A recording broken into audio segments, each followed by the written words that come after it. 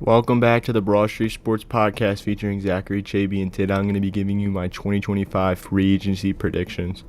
So I'm going to be going through about like maybe 20 players, and then at the very end give you some bold predictions on some trades I could see happening. So first player, I'm going to start off with Brook Lopez. I have him going to the Los Angeles Lakers, going back to where he got traded to for D'Angelo Russell back in the day. I think the Lakers need some size. You obviously could tell that in the playoff series. Obviously, trading for Luka Doncic, they traded away Anthony Davis, the one real center they had, and Jackson Hayes just wasn't a good enough center for them to win a playoff series, and it showed. Brook Lopez won a championship with Milwaukee. He can be that lob threat for Luka Doncic, and he's another guy on the floor that can shoot the three ball really well at a great clip.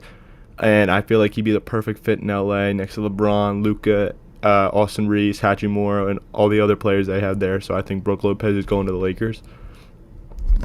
Next player, Clint Capella. I have him signing with the Charlotte Hornets. Obviously, the Hornets in the past couple of days traded Yusuf Nurkic, and they traded Mark Williams to the Phoenix Suns and the Utah Jazz, respectively. The only center, they only really have one center on the roster, Ryan Kalkbrenner. I believe they have another, but I'm blanking on his name right now. But still, I feel like that's still not enough, and you need some type of veteran presence in that locker room on that team. And I feel like Clint Capella could be the perfect guy for them. Put him next to LaMelo, Con Knipple, Brandon Miller, that young nucleus that they have right now. I feel like Capella would be great. He was great with Atlanta when they had young guys like John Collins, Trae Young, obviously, and I feel like he'd be great in Charlotte. So moving on to the next player, Miles Turner. Obviously, there's been a lot of speculation on where he's going to go this offseason. I have him re-signing with the Indiana Pacers. I just think it's too simple at this point. Obviously, they're not going to have Tyrese Halliburton next season, but I think, honestly, it's still a smart decision for him to re-sign with Indiana. They still have the entire core intact except for him. He can still play with Siakam, Nembhard, Mathurin, McConnell, who probably will slot in as the point guard next season, and you got obviously Aaron Nesmith as well. But this Indiana's team is still intact, and if I'm Miles Turner, you could still compete in the East even though your star point guard's out. So I think Miles Turner should re-sign with Indiana because it's his best overall decision in my opinion. D'Angelo Russell now, I have him signing with the Dallas Mavericks. Obviously, Kyrie Irving just re-signed with them, but he's not going to be back until about maybe February, March. I think D'Angelo Russell would be the perfect guy next to Cooper Flag, Anthony Davis. If they keep P.J. Washington and all the other players they have there, I feel like D'Lo would be perfect at the point guard until Kyrie gets back. And then when Kyrie gets back, you can still run him at the shooting guard or the point guard, or you can run him off the bench as the sixth man, and I feel like that's still a good overall move for Dallas. He obviously hasn't been the player he once was early, and then his Brooklyn days now being back, going over the Lakers, Timberwolves, all the teams he's been on. But I think D'Lo, if he wants to compete, Dallas is the perfect place to go. He can be that perfect point guard they need until Kyrie Irving gets back, and then still have a serviceable role when Kyrie returns.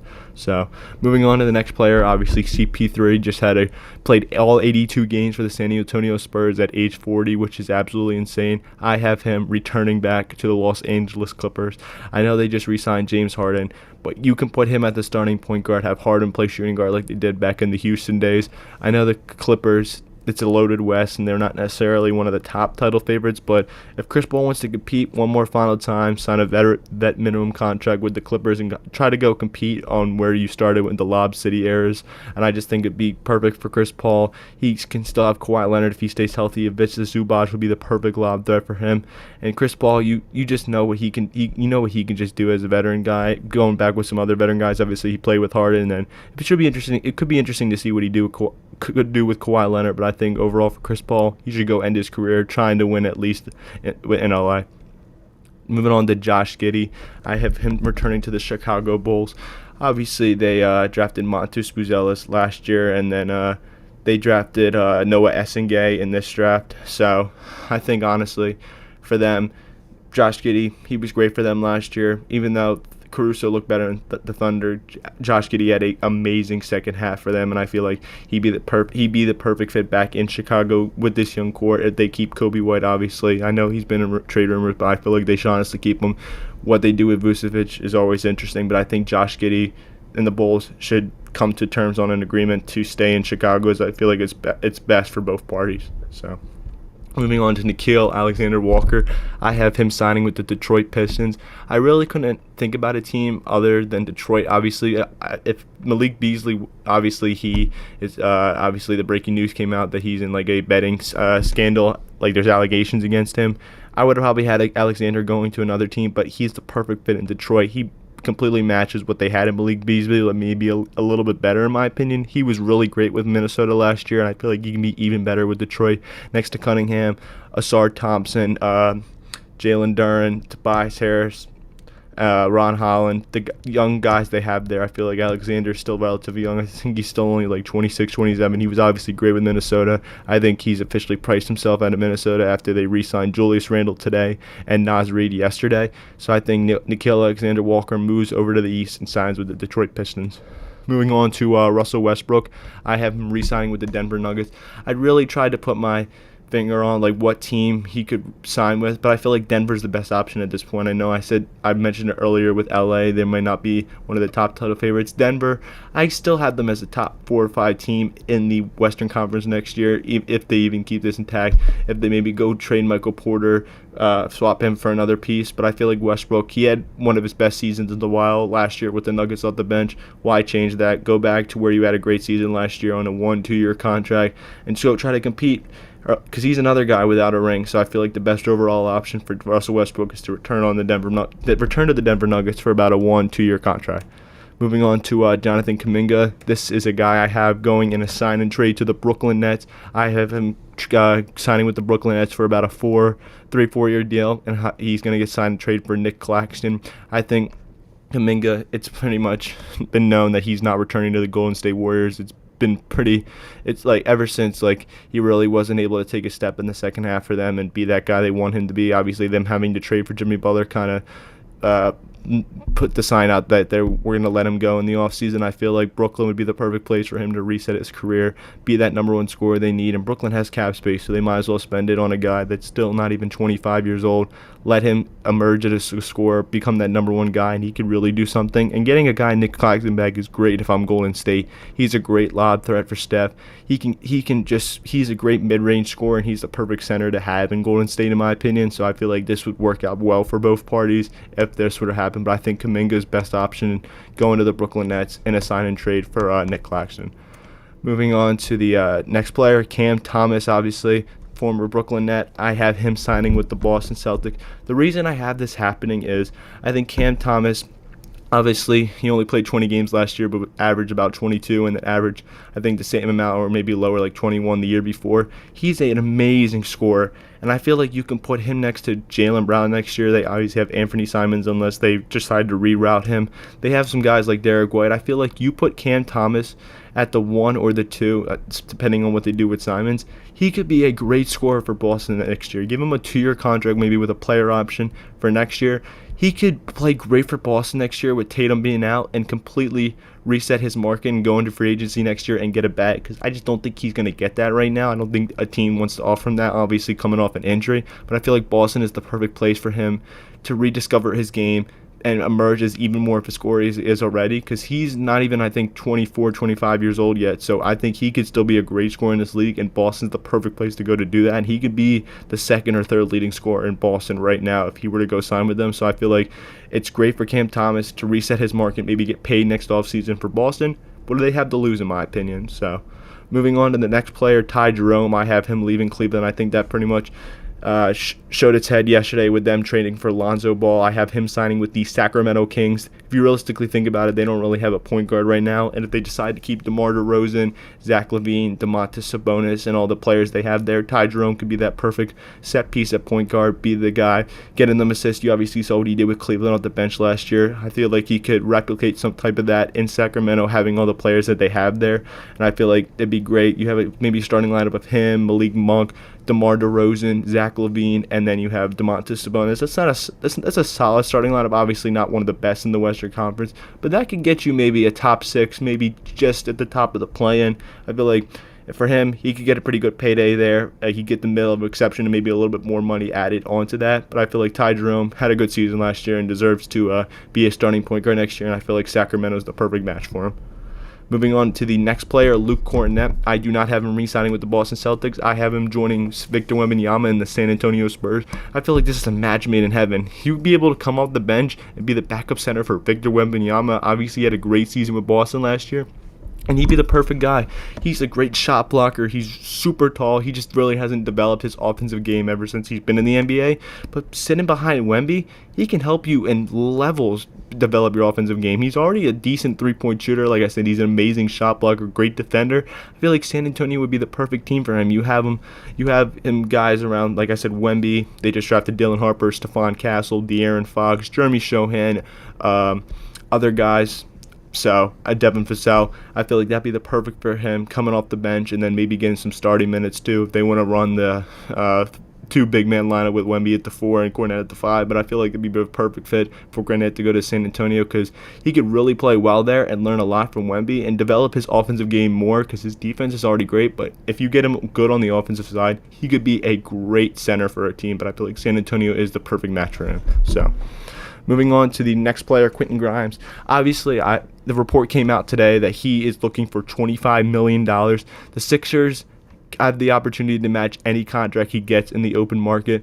I hope that's not true, him wanting $25 million, because I feel like that's a lot for a guy that only showed up in the second half last year. Don't get me wrong, I do have him re-signing with the Sixers, but I want him back. But obviously, he really only stepped out this year. He stepped up this year, emerging. But I feel like if I'm him, maybe 14, 15 million at the most is what he should be getting. I have obviously him, like I said, going back to the Sixers, but don't be surprised if Brooklyn throws her tremendous contract at him and the Sixers don't feel like matching, because Quentin Grimes is a good scorer, but I don't feel like he's that level of scorer. Like, he can get you 14, 15 points a night, but if he wants close to over 100 million, 25 and a 4-year contract, you need to be averaging 21, 22 at least a game, I think, in my opinion. But I do have him returning to the Sixers. I feel like they'll match any type of contract that he gets, and I feel like he'll be the starting shooting guard or coming off the bench for the Sixers next year. But don't be surprised if he goes to Brooklyn.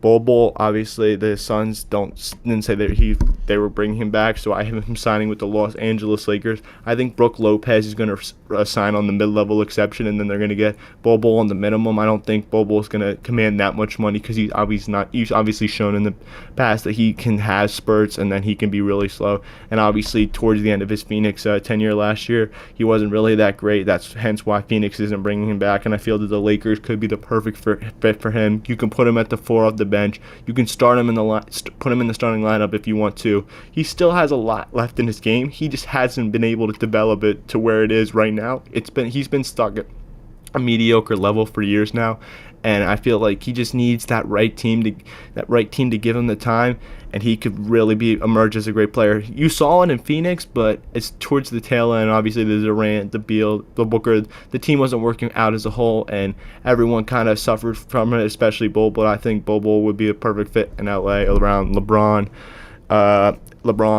Luka, Austin Reeves, the players I mentioned earlier when I was talking about Brook Lopez. So, moving on, Gershon Yabusele. Obviously, with Quentin Grimes re-signing, I have Yabusele signing with the San Antonio Spurs. I think he'd be perfect at the starting 4. Honestly, I would like him over Jeremy Shohan in the starting lineup. Obviously, Yabusele had a great year with the Sixers last year after playing great in the Olympics for France. I think Yabusele would be perfect for the San Antonio Spurs. He'd be that perfect 3-and-D guy they need, and I think he'd really be able to develop his game. And just imagining him in that starting lineup that they've already built so far, I feel like he'd be that perfect veteran guy. And he's only been back in the league for 1 year, but he can help these other guys develop, and he's already a great defender. I could just see this, if they sign Kornet and Yabusele, don't be surprised if the Spurs can make the play-in or even be a top 6 team next year. I'm just saying. So, and then the last free agent I have, Dorian Finney-Smith signing with the Houston Rockets.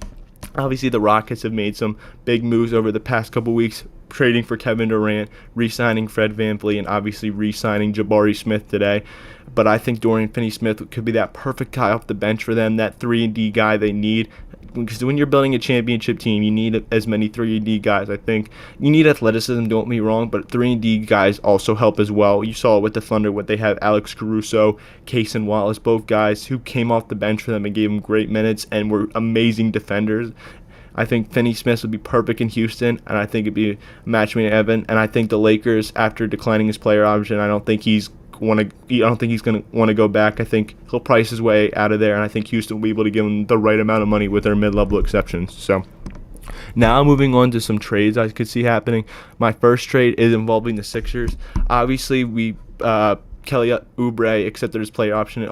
Andre Drummond did too. But I think we trade Kelly Oubre, Andre Drummond, rookie council, and not the Clippers pick, but our 2028 first-round pick to the Brooklyn Nets for Cam Johnson. Just imagine putting Cam Johnson into this lineup. You could put him at the 4, and then this would be your starting lineup, I feel like, if you made that trade. Tyrese Maxey, either Quentin Grimes or Jared McCain, Paul George, Cam Johnson, and then Joel Embiid. And then you have a combination of Justin Edwards, VJ Edgecombe, and either Quentin Grimes or Jared McCain off the bench. That is a great team if everyone can stay healthy. That's a top 3 team in the East, in my opinion. I feel like Brooklyn, they kind of just need to offload these guys that are a little bit older and really don't fit their timeline right now. And Cam Johnson really doesn't fit that timeline right now. Getting him over to Philly, getting him into a winning environment would be the perfect trade. And they're getting some solid guys back, Brooklyn, but I feel like the Sixers would benefit more than this trade and would really emerge themselves as a top 3 team in the East if they obviously can stay healthy. The next trade I have, the Warriors are trying to get Curry one more ring, and they land the man Giannis Antetokounmpo. They trade Draymond Green, which I don't think is going to happen, but in order to match salaries, a guy like him would have to be traded. Moses Moody, Brandon Podemski, Trace Jackson Davis, and 3 first-round picks. I would added another, but I feel like the Bucks are still trying to contend in the East, and they want more players than picks. And then obviously the Warriors get Giannis. Obviously, I had them getting Nicholas Claxton in the Jonathan Kuminga sign-and trade. And if the Warriors were able to make this trade, depending if they're healthy, that is a scary team. Imagine a team of Steph Curry, Jimmy Butler, Giannis Antetokounmpo, and Nick Claxton in my hypothetical trade. That 4 right there is scary alone. And then just signing a couple of vet minimum guys. I know the big 3 isn't a thing is the thing of the past, but just getting Giannis on the Warriors, that just sounds unstoppable in my opinion. It would be a lot to get them, but if I'm the Warriors, I would do this trade 100% because you got to get Curry one more ring. What's the worth in keeping these young guys? You obviously haven't been able, like, you hitting on a couple guys like Podemski and stuff like that, and signing Kuminga, but I think Giannis would be the perfect fit in Golden State and would easily make them a top 5 team in the West. That's just how I feel, and I feel like this blockbuster could shock the NBA as it's already been shocked. Because if we add this to the NBA offseason, there might be a debate for this offseason being better than 2019. I'm just saying. And then this one's a little wonky. I don't know if this necessarily would work with all the salaries. But just for the heck of it, I have a 14 trade. The Phoenix Suns land Andrew Wiggins and Nikola Jovic. The Mavericks land Grayson Allen and Bojan Bogdanovic. The Clippers land Terry Rozier and PJ Washington. And the Miami Heat land Bradley Beal and Caleb Martin. I know it's a little unorthodox, but I feel like for the Suns, getting off the Bradley Beal contract, picking up the Wiggins isn't that bad, getting him at the starting 3, and then Jovic, maybe he could develop into something. The Mavericks, getting off PJ Washington. I know trading PJ Washington is like pretty bad, is not the greatest because he was just part of the finals team, but you just drafted a generational prospect in Cooper Flag. I don't really mind replacing him and getting 2 great shooters in Grayson Allen, Bogdanovic to put around Cooper Flag, AD. I feel like would be great. And then for the Clippers, getting that some depth with PJ Washington, because I think they were going after Bobby Portis if he didn't re-sign with the Bucks with their mid-level exception. And then getting maybe Terry Rozier off the bench, I think would be great for them. And then the Heat, I know Bradley Beal isn't the player he used to be, but maybe getting him around Tyler Hero, Bam Adebayo, Jaime Jaquez, maybe getting him around that Heat culture maybe would be the perfect thing for him. And then getting a guy like Caleb Martin back, getting him in that Heat culture, I feel like that'd be a pretty solid Miami team, probably a top 8 team in the East, maybe higher. But overall, this is going to wrap up the episode. Thank you guys so much for watching, and I will talk to you guys later. See you guys.